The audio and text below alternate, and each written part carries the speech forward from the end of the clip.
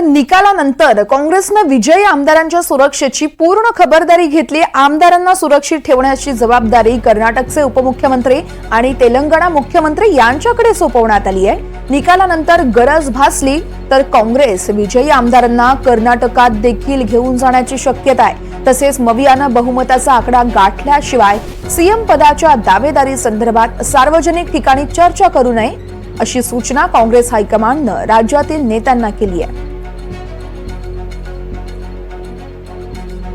या संदर्भात अधिक माहिती देत आहेत आमचे प्रतिनिधी सागर कुलकर्णी आहेत आपल्या सोबत। सागर, आपण पाहतोय उद्या सत्तेची सगळी गणित स्पष्ट होतील आणि अर्थातच 48 तास आहेत सर्व पक्षांकडे जर बहुमत आलं तर सत्ता स्थापना करण्यासाठी।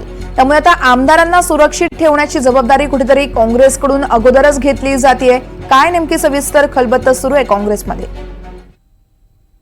काँग्रेसच्या वतीने वारंवार परत एकदा त्यांना माहिती की गोवा आणि इतर राज्यांमध्ये काँग्रेस बहुमताच्या जवळ जात होतं, पण बहुमत मिळालं नाही आणि त्यानंतरनं विजयाचं गणित होतं ते बंडखोर किंवा अपक्ष जे उमेदवार होते यांच्यावर।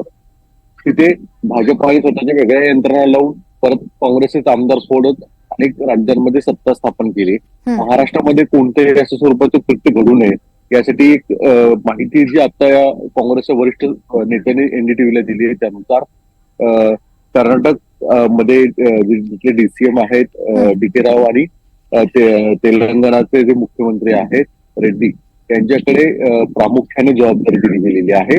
महाराष्ट्रामध्ये जर खरंच बहुमताचा आकडा महाविकास आघाडी पूर्ण करत नाही आणि महायुती देखील करत नाही अशा परिस्थितीत जर आमदार फोडण्यासारखे प्रकार असतील, आमदार इकडून तिकडे घेऊन जाण्याची शक्यता एक वर्तवली जाते, बंडखोर आहेत, अपक्ष आमदार आहेत, अशांना आतापासून गळाला लावण्याचा प्रयत्न सुरू झाला आहे आणि काँग्रेसचे सुद्धा आमदार सुद्धा सुरक्षित असावेत अशा हेतून जे आमदार सर्टिफिकेट घेतील विजयाचं त्यानंतर त्यांना तात्काळ मुंबईत आणलं जाईल आणि मुंबईतनं कदाचित त्यांना इतर राज्यात विशेषतः कर्नाटक जिथे काँग्रेसचं सरकार आहे अशा ठिकाणी घेऊन जाण्याचा प्लॅन बी सुद्धा तयार करण्यात आलेला आहे।